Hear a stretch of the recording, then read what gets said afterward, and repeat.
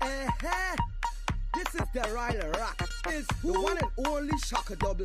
Don't forget to tune into Reasoning Uncensored 8 to 10 a.m. Monday to Friday on all social media platforms.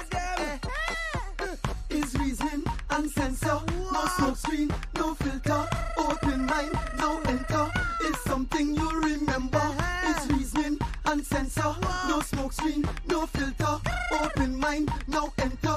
It's something you remember. I'm a baby in a stroller. In due time, I get to know ya. As we talking, the baby grow up. Out the diaper, out the pull up. I had the last so bring out wheelbarrow. Day today, don't know tomorrow. Subscribe, like and follow. We deep, we ain't shallow. Is Reasoning Uncensored. No smoke screen, no filter. Open mind, no enter. It's something you remember. Is Reasoning Uncensored. No smoke screen, no filter. Open mind, no enter. It's something you remember. One light up, one pour up, one reason, one sight up, one unite, no fight up. One round you shot, you skite up. E-lining, no time up. This morning, one night up. Just replay and vibes up. Start share like cake and slice up. Is Reasoning Uncensored. No smoke screen, no filter. Open mind, no enter. It's something you remember. It's Reasoning Uncensored. No smoke screen, no filter. Open mind, no enter. It's something you remember. This is the Ryler Rock. Is the one and only Shaka Double. Don't forget to tune into Reasoning Uncensored 8 to 10 a.m. Monday to Friday on all social media platforms. I don't know. Let me go. I miss you. Blessed love, blessed sunrise, and even blessed moonlight too. Give thanks to life. I don't know. I miss up watching the man that don't know and hear the voice, and this is Gather King 9 representing for DJ Shaka Double. Don't know, so take it to the world, man. They don't know, so glory to words and glory to song and glory to power. Glory to the everlasting life of iration. I miss kick it. A God bless time, you know. In the morning, na na na na na na. Give thanks for life. Shaka Double. Enough people no live to see this day. Give thanks to life. Remember to always pray on your way. Give thanks to life. DJ Shaka Double. Enough people no live to see this day. Give thanks to life. Shaka Double. Remember to always pray on your way. Oh, what a beautiful morning. Shaka Double playing, and the children are going to school, and the parents are going to work, yeah. Oh, what a beautiful morning, to feel the breeze is blowing, the blue saki and the kiskadi, the 6 o'clock bees, I heard they singing out, cause life is the greatest gift, Shaka Double bring to mankind. Some people say life hard. Shaka Double tell them say life viler. Yeah, give thanks and praise for the mighty rising. Don't give up, my brother. Don't give in, my sisters. Give thanks and praise every day. Shaka Double give thanks to life. Cause no people no live to see this day. Give thanks to life. DJ Shaka Double, remember to always pray on your way. Give thanks to life. Shaka Double, enough people no live to see this day. Give thanks to life. DJ Shaka Double, remember to always pray on your way. Oh, what a beautiful life I came and I've reached. Give thanks and praise for Shaka Double, juggle big tune. Yeah. The children, they are the future. Shaka Double, don't discriminate them. More life for the youths them. Shaka Double, give thanks and praise for the babe and the suckling, yeah. Just give life, so live life. Not take life, let's cherish life. Let's unite in at this time. Shaka Double, upon the fire. Just give life, so live life. Not take life, let's cherish life. Let's unite in at this time when you see Shaka Double. Tell them, say, give thanks to life. Cause enough people no live to see this day. Give thanks to life. DJ Shaka Double, remember to always pray on your way. Give thanks to life. Shaka double. Enough people no live to see this day. Give thanks to life. DJ Shaka double. Remember to always pray on your way. Oh, what a beautiful morning. The sun is shining, and the children are going to school, and the parents are going to work, yeah. Oh, what a beautiful morning to hear Shaka double playing. The blue saki and the kiskadi, the 6 o'clock beats, I heard they singing out. Give thanks to life, Shaka double. Enough people no live to see this day. Give thanks to life, DJ Shaka double. Remember to always pray on your way. Give thanks to life, Shaka double. Enough people no live to see this day. For you the voice.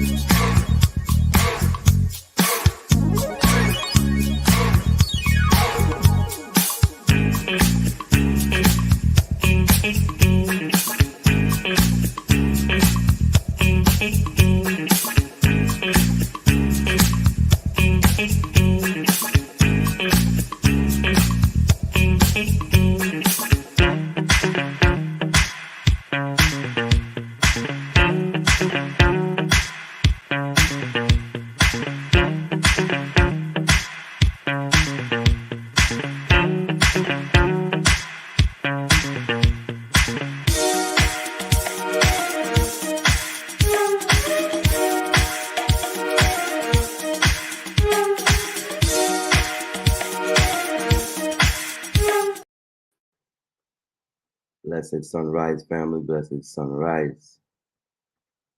You know what I mean? I fixed the background and stuff just now. You know. But yes, blessed sunrise. Welcome to Reason Uncensored. You understand? On this Friday, you know, May the 31st. All right. Still early, you know.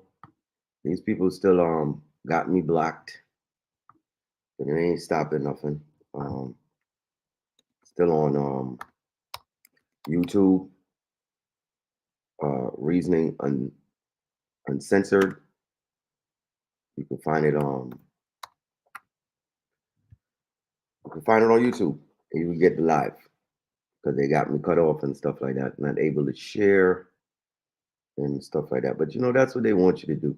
You're up on here complaining because they made some little whack system that cannot accommodate free culture. You understand me? As much as they say, no, you can post whatever you want to.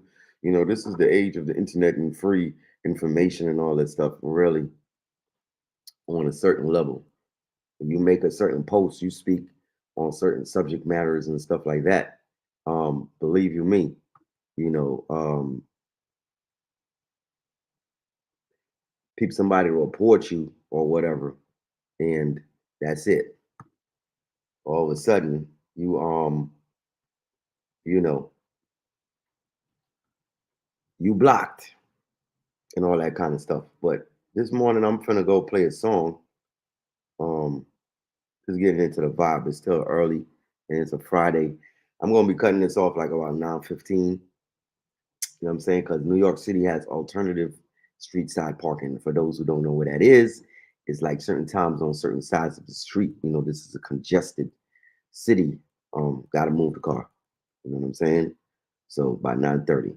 So let's go. And I'm gonna back up off the screen again. And like I said, y'all gonna have to help me share this vibe because they definitely got me blocked. You understand me? All right, let's go.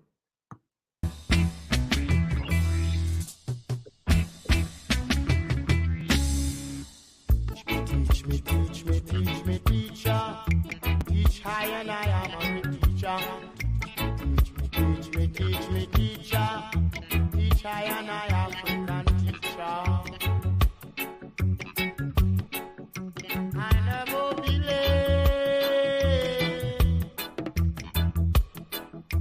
I always early. I never have to send.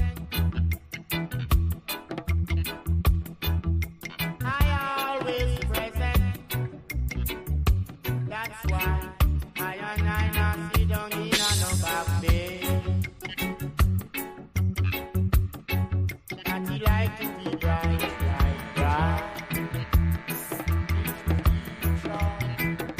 So bright. Teach me, teacher. Bright. Teach me, teacher. So bright. Teach me, teacher.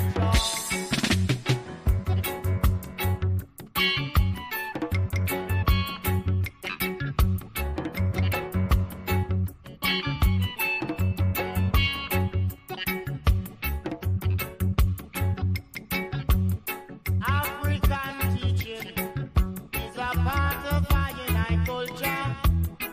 Oh, yeah. Part of our united.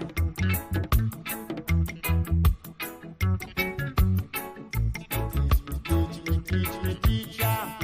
Teacher, and I am a teacher.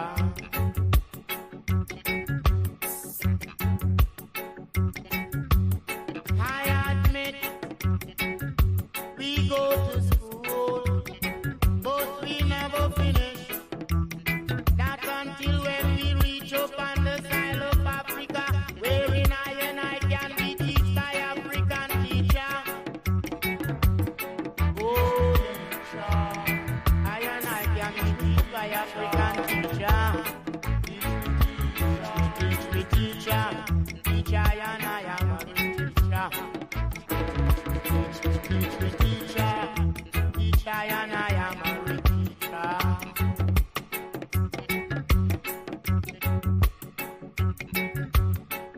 Oh, right. Teacher, and I am a read. I and I like to be taught by African teacher. Oh, right. Not like you be bright, so bright, so bright, so bright. Bright, oh, bright. Bright, not be bright, not be bright, not be bright. So bright. Not like you be teach by African teacher. Teach not the Amari teacher. He's a part of my life. Oh, right. Not the teacher. Amari teacher. African teacher. Teacher and I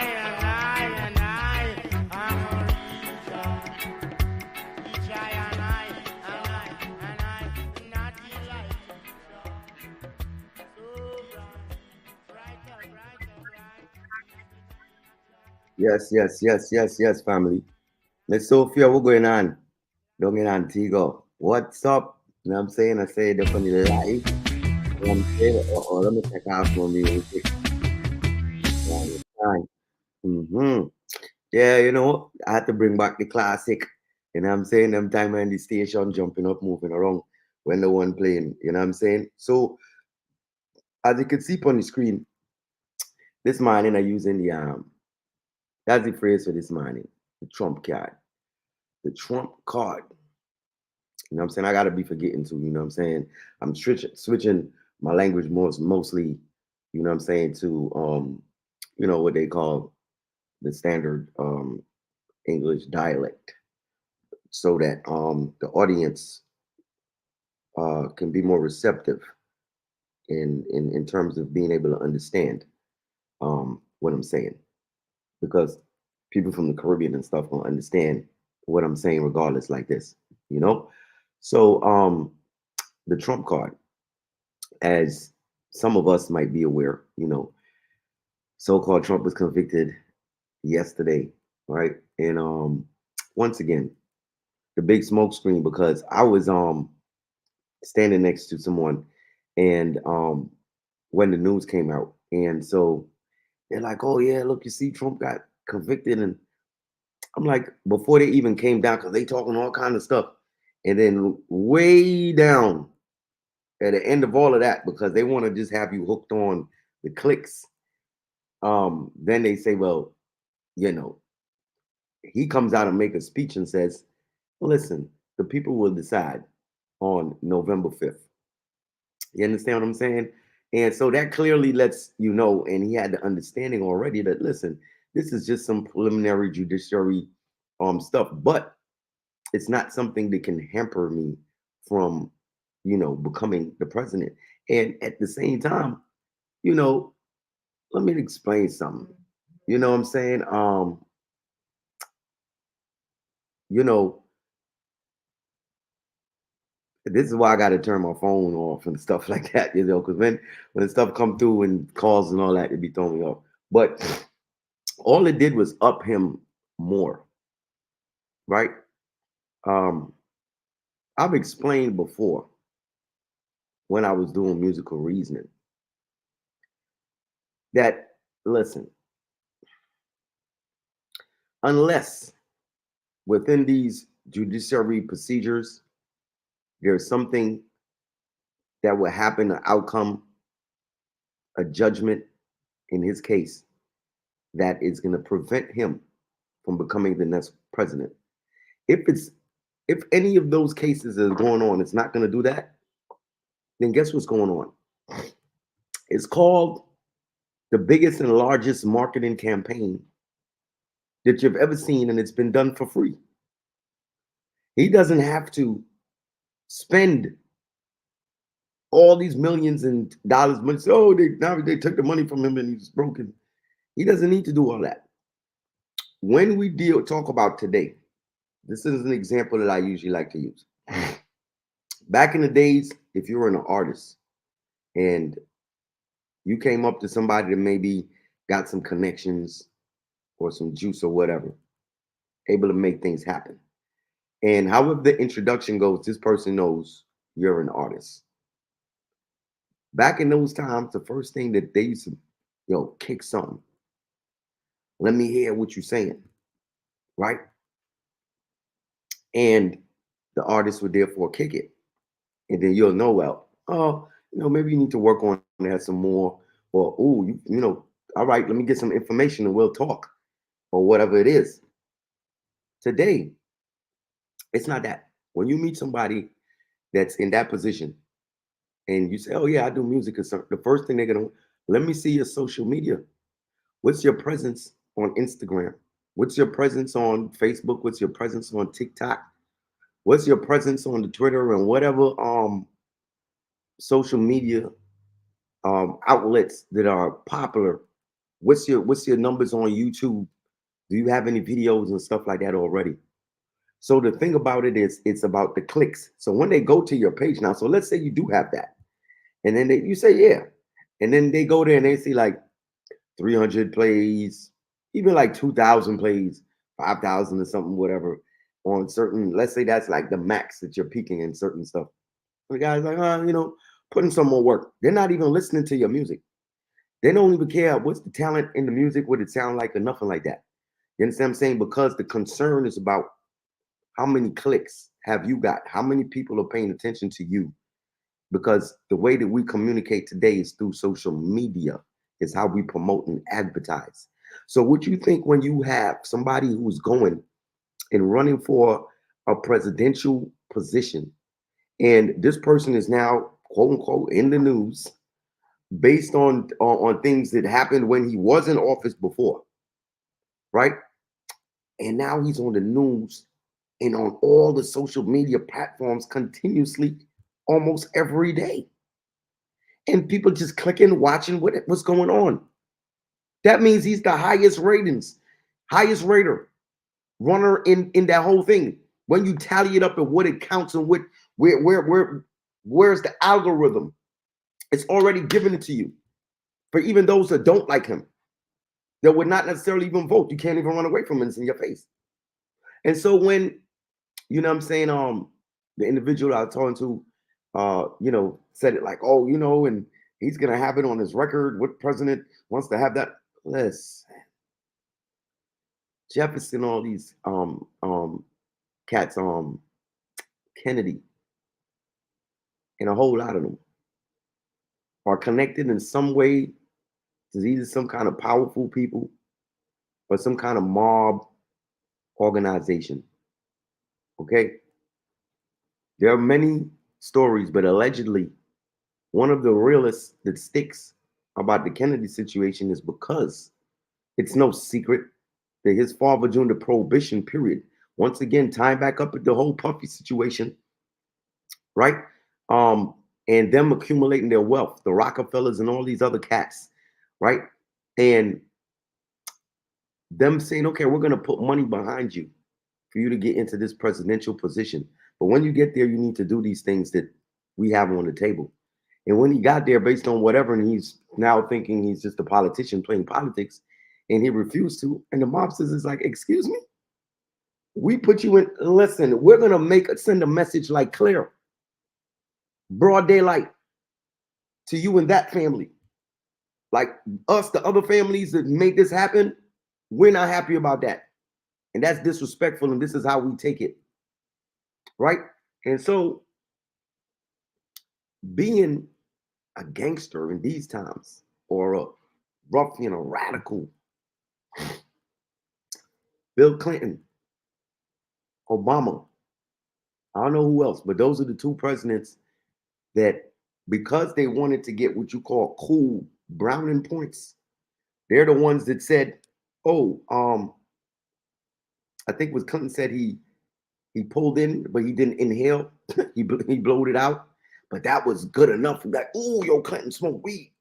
Obama said he might have took a puff or whatever he said to, some kind of obscurity. But the fact of when you, just to be indulged in something that was considered illegal makes you, hey, you're cool and hip. On a certain level, you grab a certain other demographics of people. You're down to earth.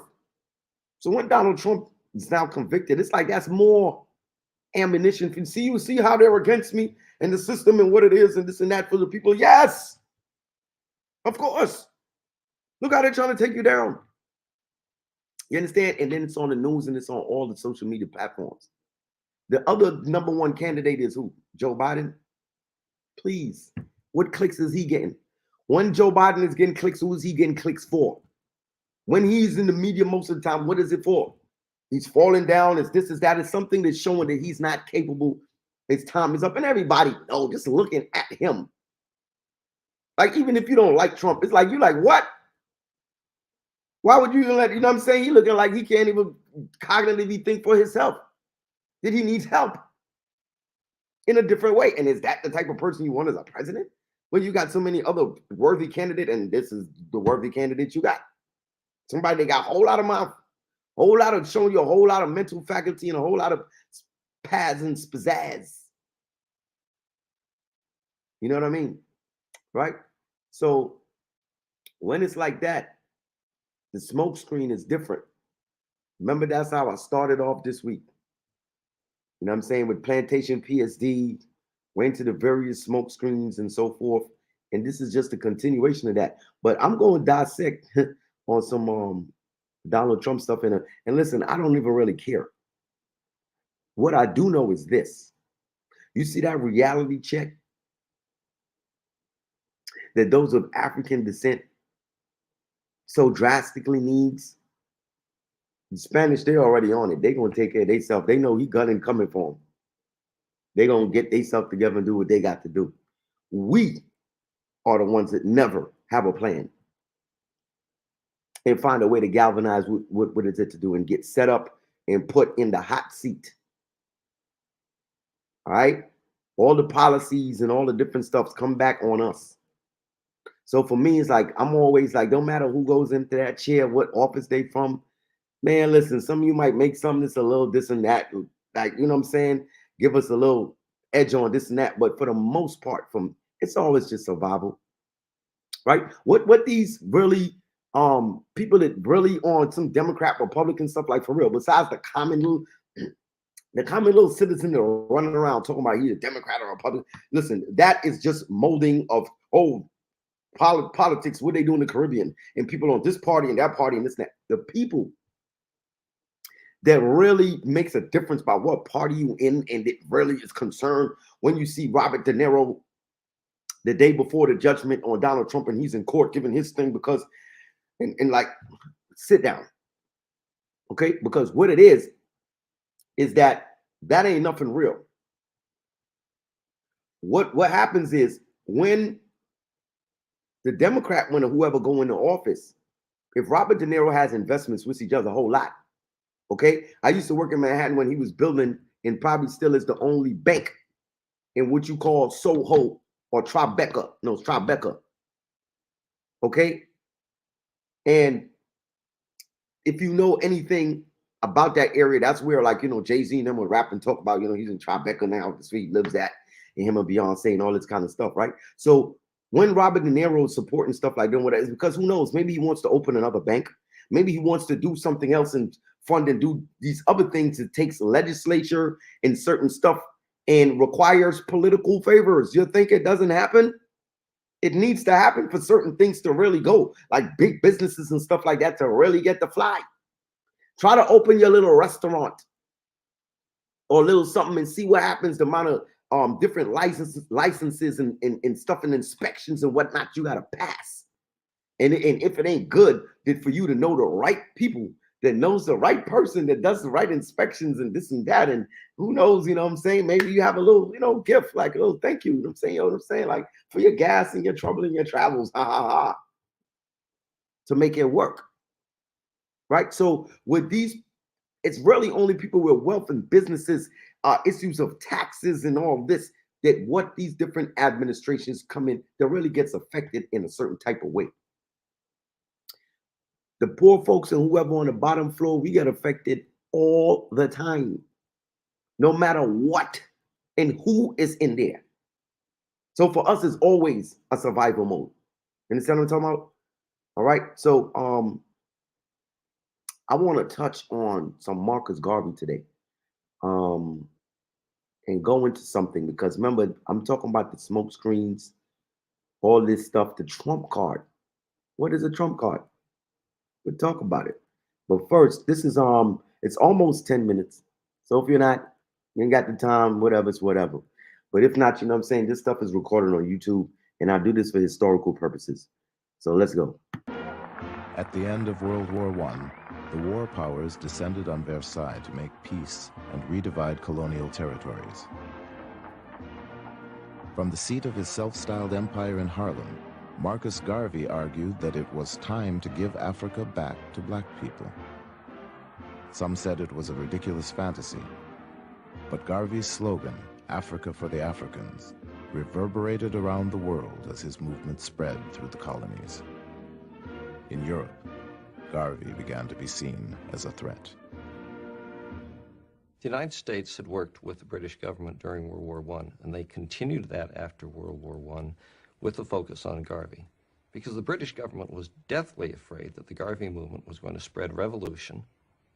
They feared the hundreds of thousands of the masses of blacks under his influence. Undoubtedly, Garvey did stir up nationalism. Garvey's Negro World, now published in Spanish, French, and English, carried news of rebellion around the world. In Africa and the Caribbean, colonial authorities banned the newspaper. But with over 500 divisions of the UNIA in 22 countries, Garvey's message could not be stopped. In the United States, black troops returned from World War I with high expectations for change. But they returned to a country that was not ready for equality, a country increasingly suspicious of radical political movements. In this unsettled climate, Garvey's appeal to disgruntled African Americans with military training sounded an alarm. Attorney General Palmer decided that there needed to be a special division of the Justice Department. He called it the General Intelligence Division. And he picked a young Justice Department attorney. He was really unknown at that time, but must have been known enough for his diligence, and his name was J. Edgar Hoover. Garvey really gets pinpointed. Hoover, the Justice Department, were clearly hooked on a fixation on Garvey, which would before long become a vendetta. J. Edgar Hoover wrote to a colleague, "Garvey is a notorious Negro agitator, affectionately referred to by his own race as the Negro Moses."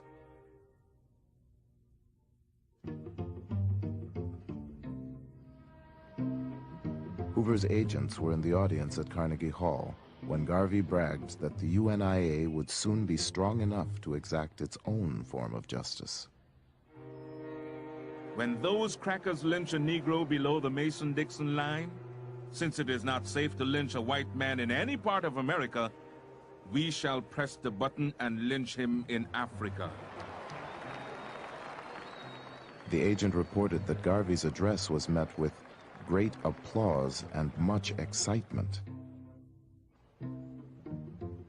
J. Edgar Hoover had long relied on casual informants, but now, in his determination to go after Garvey, Hoover hired the first full-time black agent in the Bureau's history. He was known by a code number. All his reports were signed 800. That was his code. And his job was to go into Harlem and to infiltrate the Garvey movement, to try and find evidence that could be used to build a legal case for ultimately getting rid of Garvey.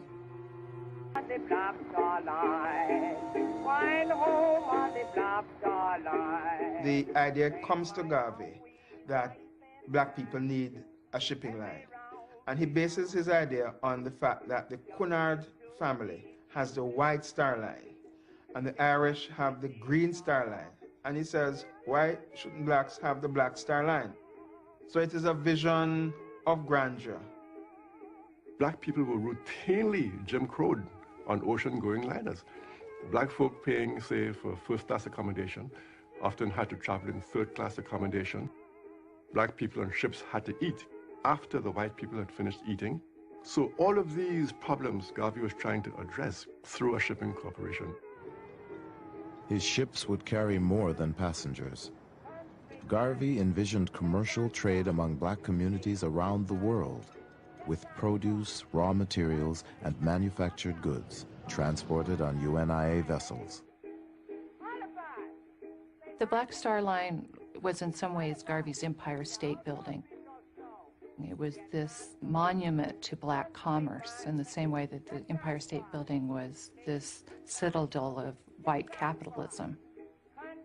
And it represented the ability of black people to seize the day and to have their own economy.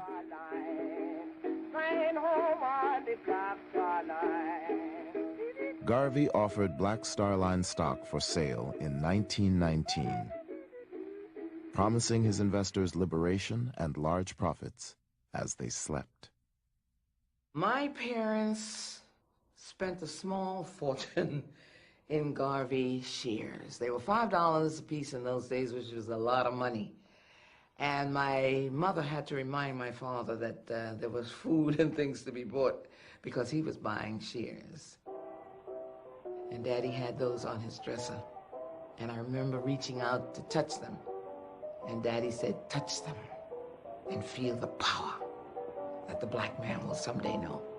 Just months after his first stock offering, Garvey stunned the world with the purchase of the Black Star Line's first ship. Let our steamships sail the high seas. Not one, not two, but hundreds of them. The stronger we become upon land and sea, the more will be the respect shown to us, and the greater will be the glory.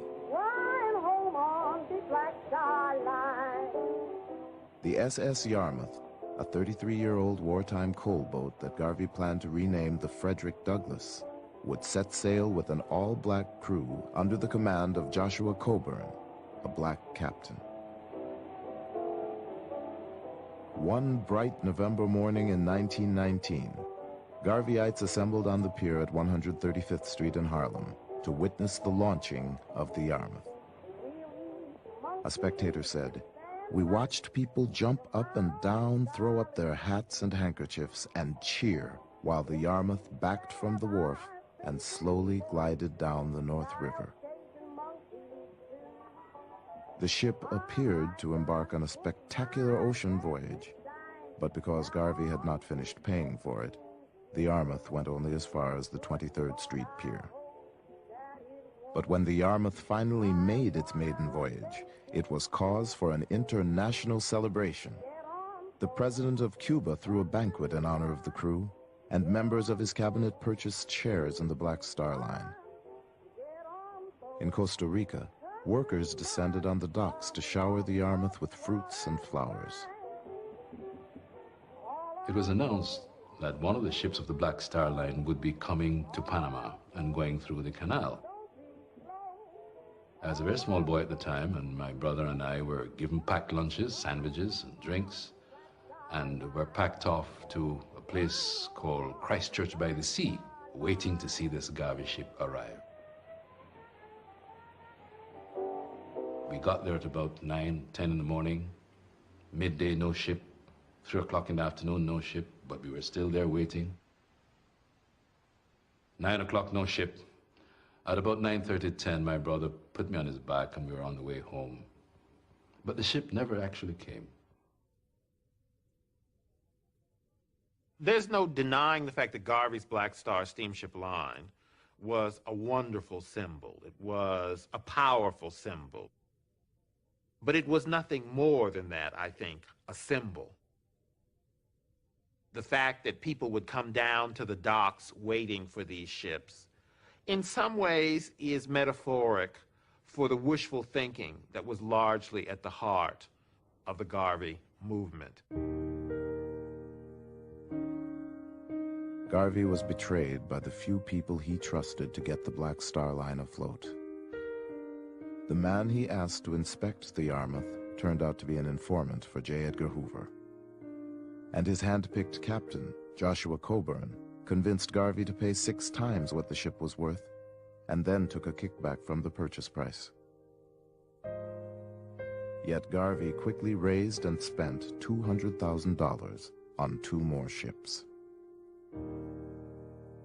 And making a purchase of those liners without being led by experts.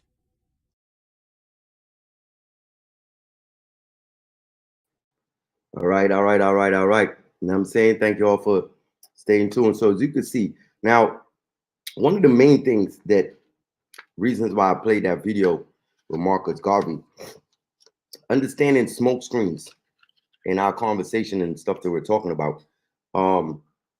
If you remember, you were paying attention to that video, it said that the first black African descendant CIA agent was appointed and hired because of Marcus Garvey. The first. Before then, they wasn't even like, y'all don't even belong in this organization. You understand what I'm saying? But with Marcus Garvey and how they felt threatened by his organization of African descendants was a problem at that time.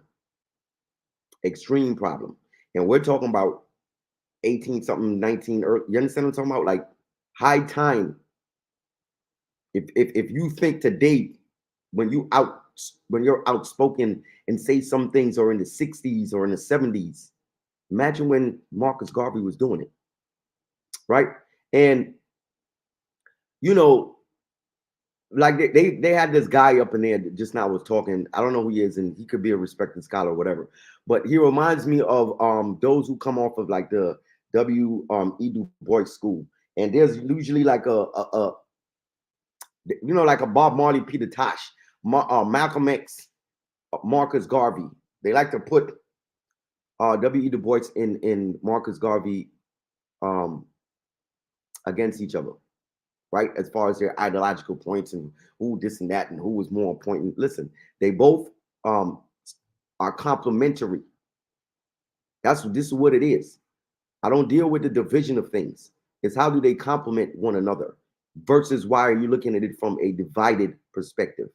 Now, one of the things that you got to understand, like that guy that spoke, a lot of people, that's I said, from depending on what train of thought they're coming from, they would say, oh, he said, Garvey, that was very symbolic. And it's more like a metaphor for black people of these boats and like what? Let's put certain things in perspective. You understand me? And this is why I give thanks to Dr. Clark and Dr. Ben, man. Listen, I'm trying to tell you. You know what I'm saying? For enabling me to be able to be analytical, right? So when you go back to those times, when you're talking about a vision, you see, people like to just focus on, Marcus Garvey had this Black Star Line about going back to Africa. That wasn't just what it was about. This man had stocks that you can buy, stocks that you can buy. And so it's, first of all, it's a company, it's an investment. It's a business approach, right? Second thing is, if you know about that time frame, mails, there weren't emails and all this kind of stuff. You want to send letters, you want to send produce and certain things, ship, cargo was the only way, right? So the view of shipping and what shipping leads to, just not only besides creating a traveling route for Africans to go from here to there and go to your homeland and all, that's cool. But while that's happening, the bigger picture is the business aspect. That's what he was talking about, trading, moving goods from this place to that place. So if you think that was like that, like some people want to say from the Du Bois or whatever school or whatever it is about Garvey having this fantasy thought, he never even went to Africa, and he's talking. Wasn't just about going to Africa. That's the stupidity. That's what I'm saying about narratives. Okay, it was the business approach first and foremost. This is why even the president of Cuba bought stocks to endorse. This is a good business move. So let's fast forward and let's take it to present day. For those who want to say nonsense, how relevant is the shipping business today? Right? How relevant is that? And then I go back to Garvey. When you want to move and ship cars, heavy machinery, farm products, military stuff, and all that kind of stuff, what are you using? It ain't planes for the most part. When you're taking, saying tons of cargoes and all this kind of stuff from waters, and what are you using? Still today, ships, cargo. When COVID came in, what was one of the reasons why there were a lot of shortages of stuff, especially in the Americas, in places that were hit and needed supplies? They were showing you in the cargo docks how all those cargo ships stacked with all them big, gigantic trailers just stuck and couldn't move. And that created a crazy problem around the world. when a country, and let's say they disputing with America, they not disputing America, America disputing with them. And so to create hardship or to get them to bend and comply, what would the United States do? And those superpower allies, they impose embargoes. Embargoes what? Mainly on ocean shipments and movement of, so your country we cannot receive certain supplies and stuff like that.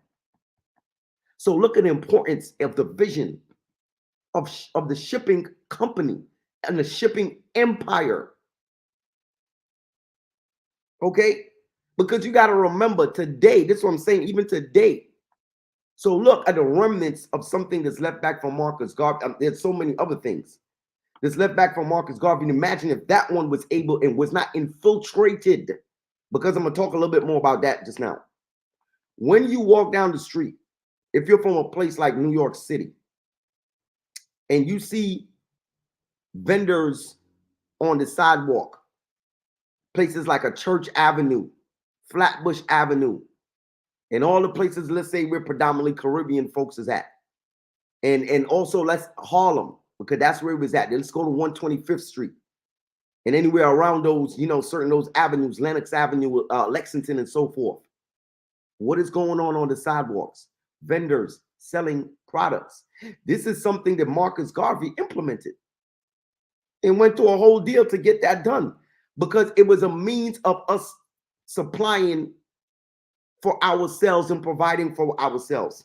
If they have it where we can't own these stores, the same way we're blocked off today from some of the major storefronts, or for example, just the deli stores, right? Don't worry about that. Set up on the sidewalk. The government has to give us a certain rights to do this and do that. And that's what happens. So still today, when you see people that might have whatever situation they're in, or it's just a choice, because that's how they choose to live life. And they say, I want to take it to the sidewalk and I want to, you know what I'm saying, just do vending and sell my merchandise tax-free or whatever right here. All of that became the problem. They doing it tax-free. Right? So it's that Garvey thing. It's even, this is the smoke screen. The things that we, especially the African descendants in these Americas here, right? The Black Panther People's Party is who introduced, when today you say, I can send my child to school early in the morning or whatever, and even if you got breakfast in the fridge, I just don't feel like doing it this morning, but I know they got breakfast at school if they get early enough. That was done by them, because there wasn't no foods and certain stuff. Our kids was going hungry in the school and how our situation was. So we were like, yo, if we have to go to school, we need to implement such and such a program. When you go to a hospital and you don't have medical insurance, but you have an emergency and they still have to see you and tend to you and then bill you later on, and you figure out what it is. And then today they implement systems of Medicaid and whatever that's going to cover the back end of certain things. No, the only reason why those laws and rules were implemented is because how they used to reject us when we went to hospitals and if we didn't have insurance and all that. Right? The Black Panther People's Party did that. So this is what I'm talking about. What is the smoke screen that they really giving us about our contribution to things we've done, still doing? Right? Let me go into another little short video about Marcus Garvey. This is Dr. Clark, just giving a little brief history and stuff like that. You know, sometimes I gotta break y'all from my voice. All right, 1, 2. History tells of people where they have been and what they have been, where they are and what they are. Most important, history tells a people where they still must go and what they still must be. The relationship of history to the people is the same as the relationship of a mother to her child.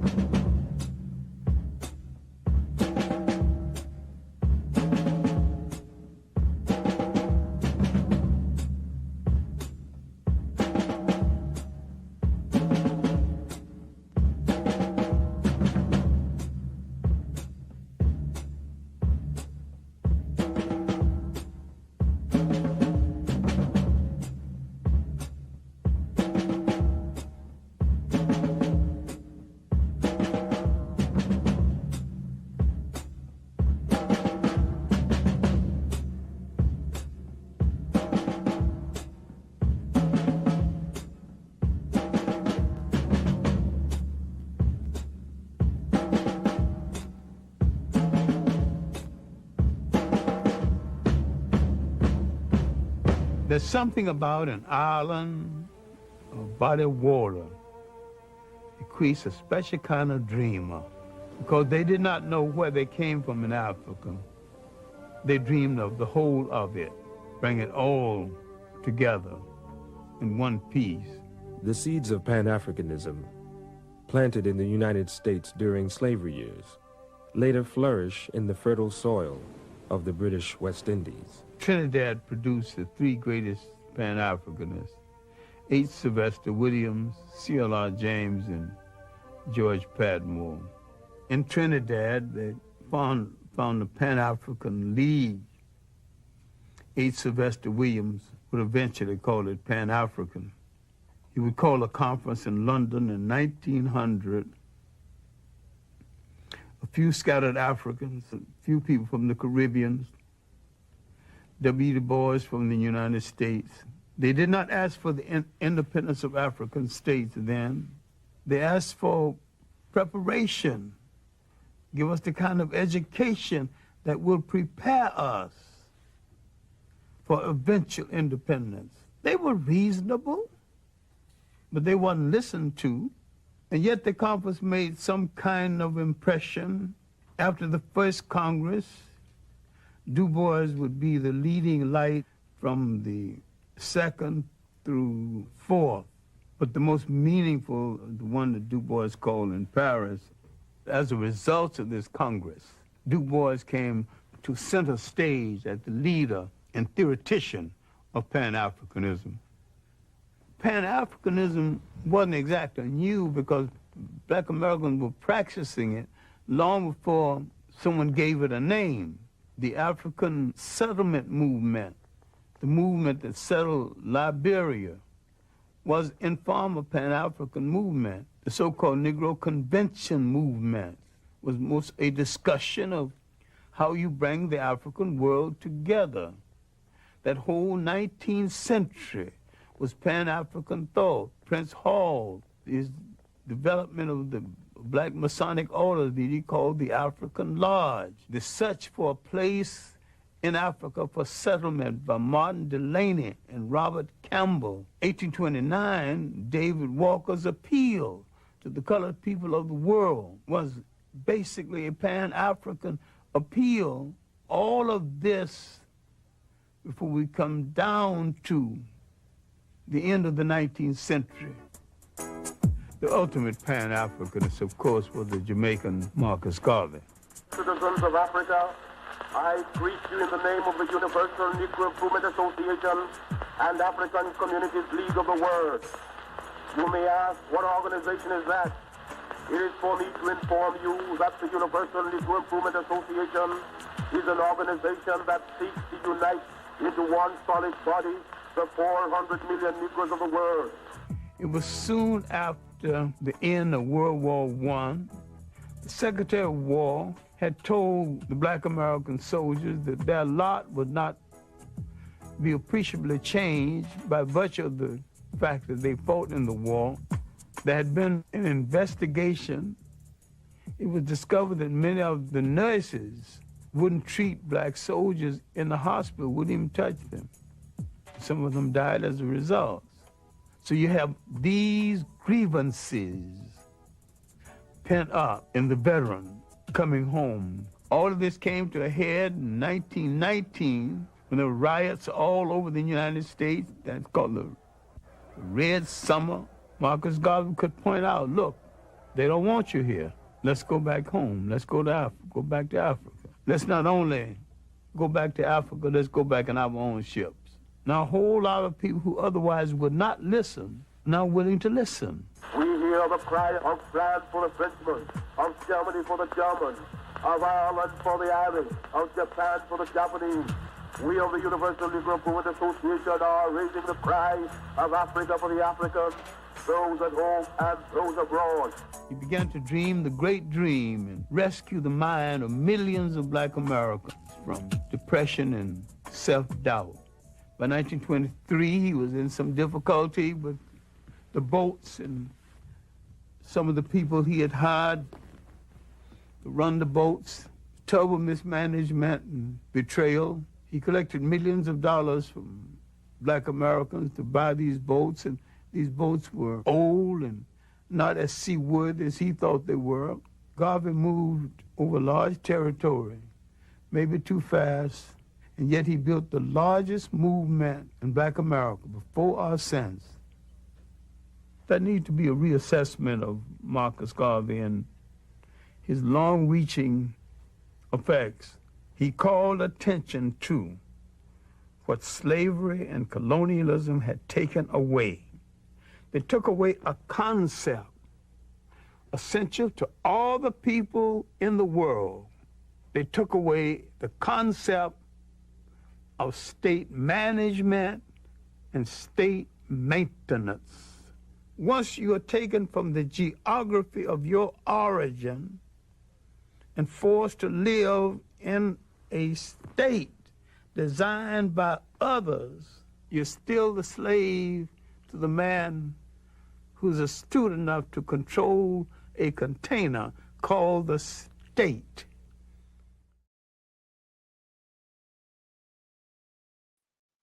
You know what I'm saying? So that was Dr. Clark right there, putting it down.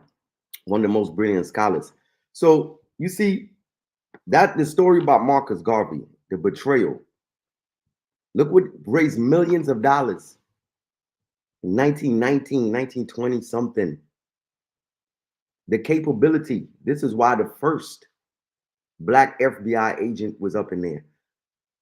Created a smoke screen, right?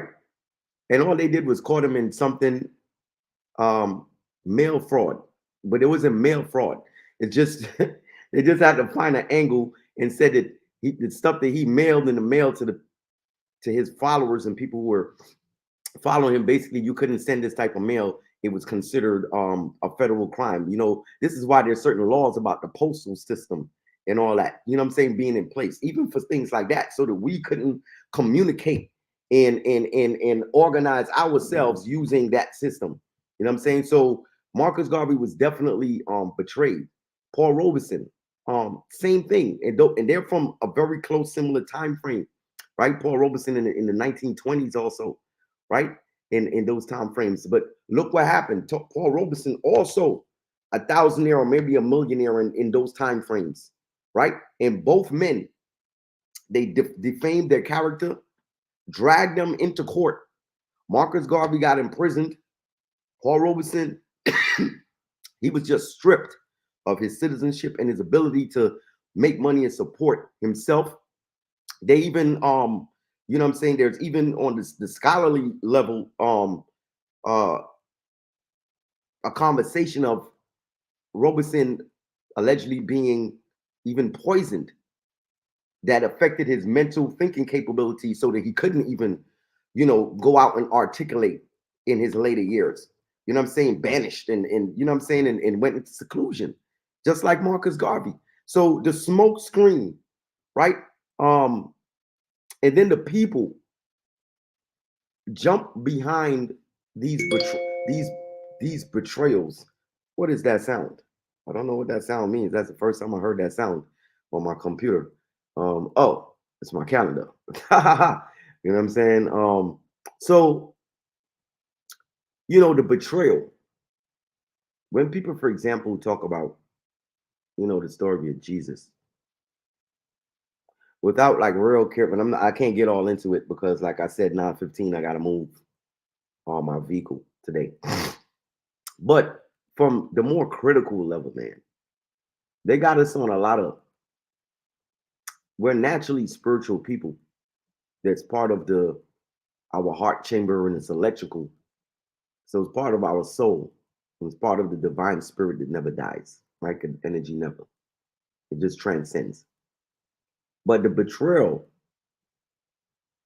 of even Jesus, that wasn't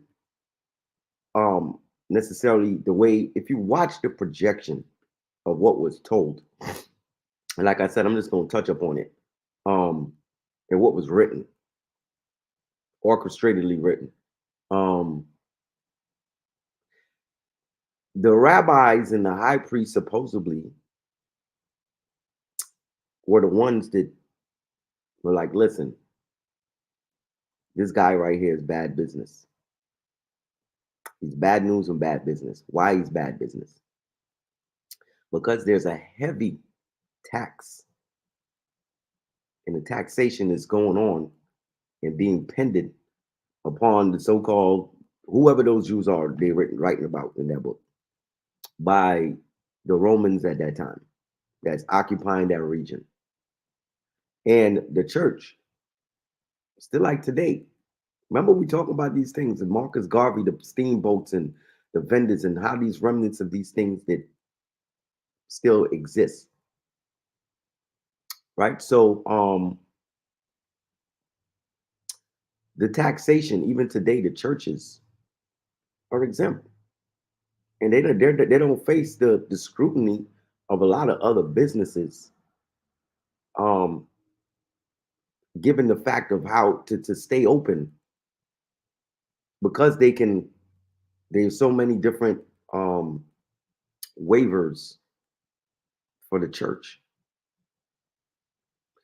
And one of those things is the taxes. And so imagine how the taxes being waived and other things are being waived, especially in those times, right?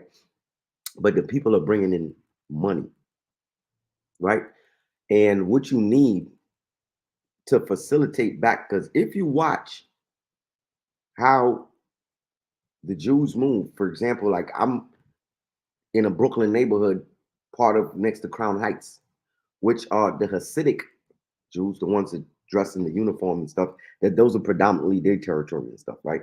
But if you watch and you understand what's really going on in their organization, it's the synagogues that's where the people galvanize.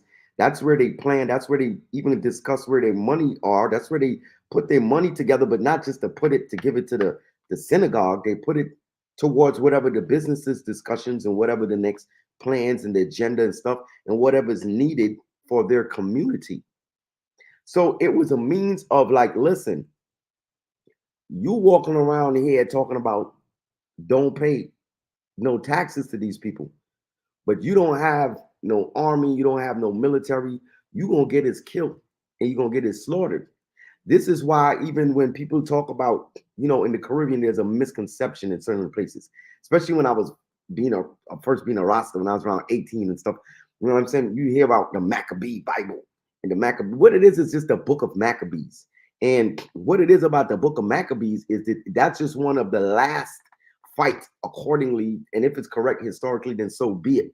Where those Jews that they're speaking about that represent the Maccabees were giving that resistance against Rome, and they were fighting like hell. You understand what I'm saying? And so the thing about it is that there was in that climate and time space, there was a war going on between the two, because the Romans were like foreign occupants in the land and inflicting their new jurisdiction, right? And so when Jesus is opposing this and stuff, he doesn't have the military support, and he doesn't have the revolutionary soldiers and troops behind him to go against these Romans. So the rabbis is like, yo, you crazy. We need this money and we need to come, at least make sure we have a plan and have this stuff. So that's part of where that betrayal situation came from. But once again, it is because of the government and how the government was situating their situation, the pressure that they were bringing on to the church. You understand what I'm saying? To the Jewish churches at that time. And so the pressure that they were having, they now had the smoke screen of that is Jesus. Because the smoke screen is about the economics between the government and the church. And then they they gave up this person, Barnabas, and this and that, and then got all types of other nonsense in there. And all kind of other stories about father, this and that, and don't take me in this, and the weaknesses of this and all kind of other this and that. But if you really get down to the nitty gritty, it's about business, right? This is why when Jesus threw down the plate and the soldiers were about to do something to him, right? And he had to talk in a damn parable. Because if he had said straight up and down, yo, man, F the king, forget them taxes, because that's what he was saying. But at that moment, he had to be slick about it and be like, what is given unto Caesar is doing unto Caesar. You understand what I mean? Right? And leave. So what they do is leave it up to you to be analytical. But remember, they just gave us these books. And if y'all didn't know, the original, when they came down with them original Bibles at first in the cabins and stuff, when we were in the fields and so forth, and they didn't come with the whole thing that they have now. They only came with certain pages and certain things, and especially the ones, and that's not a game. They came with the ones that spoke about be obedient and that had a certain theme to keep you in a certain mind. Don't question, don't, you know what I'm saying? This and that.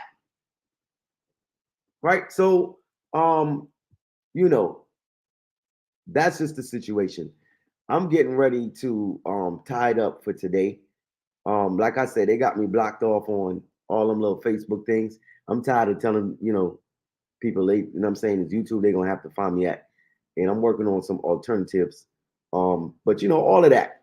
Look at that, how they just control stuff. Somebody just, they reported you, they just block you. There's nobody for you to call unless you're rich enough to have a lawyer or some kind of administrative, or you're gonna really, you know what I'm saying, take that tedious time to do all of this and that. When all they do is press a button. But this is supposed to be free media where you're supposed to be able to say what you want to say and all this stuff, right? Got the people already turned against each other. There's not even buttons on some of these things. Like love is only like a thing you press and it, and then or you could put but instead of like, why it's not love or appreciate? And certain words, the phrasings that they use, it doesn't promote a harmonious or a certain, I'm saying? It's a let me be in the end thing. What's going on? Ooh, they say I could do this. So people could just play games. They don't even care. It's like, you know what I'm saying? And it doesn't matter because what that does, it takes the liability from off of the social media companies, because they say, hey, if something happened, well, the people had the right to do it. Somebody reported, they said something and all this nonsense. You understand what I mean? Right? So because, for example, Trump could come and say certain things, right? Does it get booted out from the media? No, they play it. And then they say, wow, listen to outrageous stuff that he just said, this and that. And if you said that on your social media platform, somebody could just report it and it blocks. So you see what I'm talking about is the game, the smoke screen. And why some people are cool with this, like I said, my declaration as a human being, of course, I'm born and I got to live. And I'm not going to be hopeless. And because that's what leads to you living a self-destructive life. But I definitely, whatever they call that definition, how they try to portray what an alien is, I'm one of those, but not in the freaky sense, in the sense of knowing, like, y'all down there are out of your mind to just be compliant. Because you cannot just, that's what I'm saying, the majority of people can't just be so compliant and something not be wrong. But I know what happened. You see, just like I'm talking about the Marcus Garveys, the Paul Robesons, you go through the Malcolm X's, the Martin Luther Kings, Bob Marley got knocked out early. I mean, I'm saying there's so many, right? The Stephen Biko's, the this, the that. I mean, all across the waters, the different places, right? If you're Guyanese or something, because Jamaica already did it to Garvey and a couple of others. You know what I'm saying? Walter Rodney and etc. And what happened is what they did is when I spoke about earlier, because today's Friday, so I'm not coming back on for the rest of the week. So in wrapping up and early on this week, remember I spoke about instrumental conditioning, which is just similar if you want to use it in a friendly way, if you're trying to train your dog how to sit, how to roll over and things like that. So after you do this and that, and they you show them how to do it, and then, yeah, good dog, and you give them the treat. You know what I'm saying? And when they thinking they don't do it, like, oh, but I can't give you one. And the dog is like, what? And the dog understands now, like, in order for me to get this treat, then I have to roll. right? Because this is what this person has shown me. And then if I don't roll, I don't get nothing. Now, under some of those treatments, it's not just you don't get nothing, you get a spanking and a beating too. You know what I'm saying? So you'll know, well, listen, you really need to hurry up and you really need to stick to this and get it going. So instrumental conditioning is what they did, and what they know when Martin Luther dies violently like that. When Malcolm X dies violently like that, and then it's publicized. You see the body on the floor and the white sheet and the this and the that and the graphics of it, right? It killed the spirit of the people. That's what they did. It was instrumental conditioning. It was, you know what I'm saying? Y'all want to, and so now you know, don't roll, don't jump, don't do none of that. Or this is what happens. So now today, when you even have like your Kanye's and, you know, your Nick Cannons and even your Diddy's, because because we're not talking about nobody deeds. His deeds is caught up to him. But the smoke screen, the mob companies, the alcohol mob people, this we talking about the prohibitioners, right? Same people with the same powerful people today. And you want to go there, y'all racist. Kanye, y'all racist. Nick Cannon, y'all. Today they like, yo, same thing. Now we ain't doing that. Instrumental. It's instrumental for you to know. Do not. And that's what's happened. Because many of us, you know what I'm saying? Like, there's not a job that I've been on that what I considered, even in this modern time, that once it's a multi-cultured environment, let's say like in a hospital and it's diverse and stuff like that, that there's not still what you call the behind in the kitchen conversation or in the back door conversation where there's certain stuff and, you know, you might be bump up each other in the corner or maybe in the lunchroom area or at the back, wherever how your setting is, it's not necessarily everybody at the time. It's like, yo, whatever. Yo, white people bugging, yo, you see what she be doing? They this and that, yo, this and you know what I mean? And there's a thing, and you understand, and so people are still you still know. You see, I don't use their exceptions and everything. And I said when there are exceptions, including interracial marriages, friendships, and all that kind of stuff, is wonderful. It's exemplary of what the highest level where we should be. But what the reality is and where we need to go and the work that needs to be done to get there is still what it is. And I can't get that confused at all just because we talking about love. And we are the kings and queens of one love. You understand what I'm saying? Since in the early times, along with the smoke screens, things they used to do was like, yo, if they defeated the African king and all that stuff, you know what they did? They took them back to Europe, whether it's England or wherever, whether it's Portugal, whatever. And they had these dungeons built just for these. And the thing was, they're spoils. They're what they call them, fruits of spoils, fruits of the war, gifts of the war.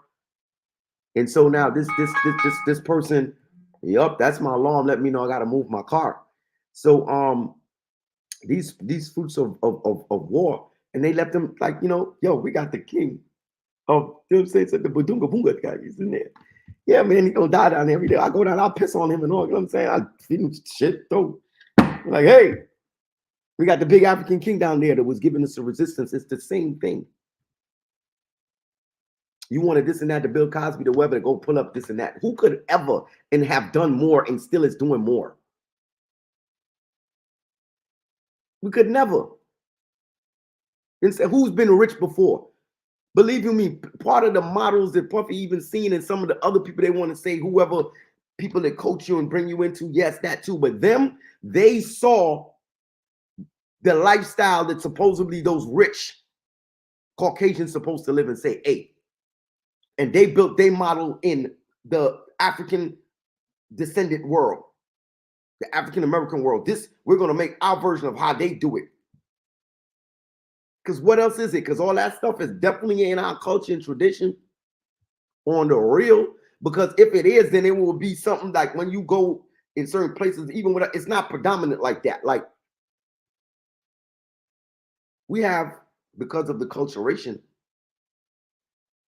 But there's not a normalcy.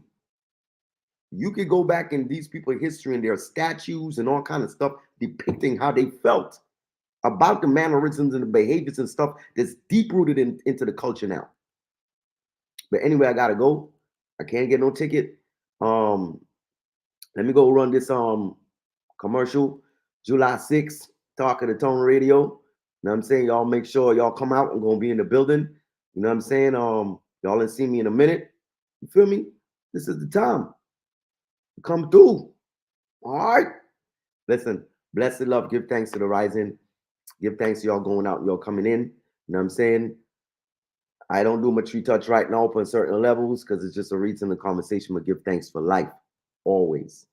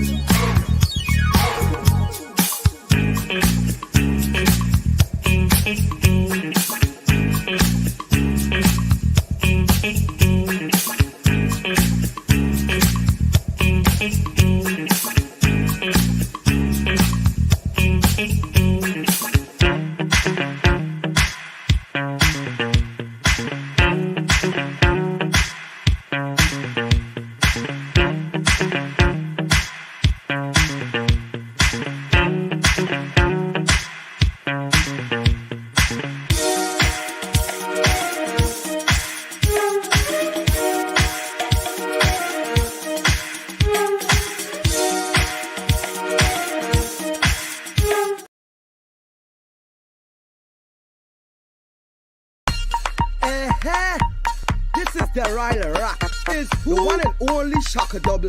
Don't forget to tune into Reasoning Uncensored 8 to 10 a.m. Monday to Friday on all social media platforms. Is Reasoning Uncensored. No smoke screen, no filter. Open mind, no enter. It's something you remember. Is Reasoning Uncensored. No smoke screen, no filter. Open mind, no enter. It's something you remember. I'm a baby in a stroller. In due time, I get to know ya. As we talking, the baby grow up, out the diaper, out the polo. I had the lasso, bring out wheelbarrow. Here today, don't know tomorrow. Subscribe, like and follow. We deep, we ain't shallow. Is Reasoning Uncensored. No smoke screen, no filter. Open mind, no enter. It's something you remember. Is Reasoning Uncensored. No smoke screen, no filter. Open mind, no enter. It's something you remember. One light up, one pour up, one reason, one sight up, one unite, no fight up, one round you shut, you skite up, you lining, no time up, Miss Morning, one night up, just replay and vibes up, start cheer like cake with slice up. Is Reasoning Uncensored. No smoke screen, no filter, open mind, no enter. It's something you remember. Is Reasoning Uncensored. No smoke screen, no filter, open mind, no enter. It's something you remember. This is the Ryler Rock. Is the one and only Shocker Double. Don't forget to tune into Reasoning Uncensored 8 to 10 a.m. Monday to Friday on all social media platforms. I don't know. Let me go. I miss you.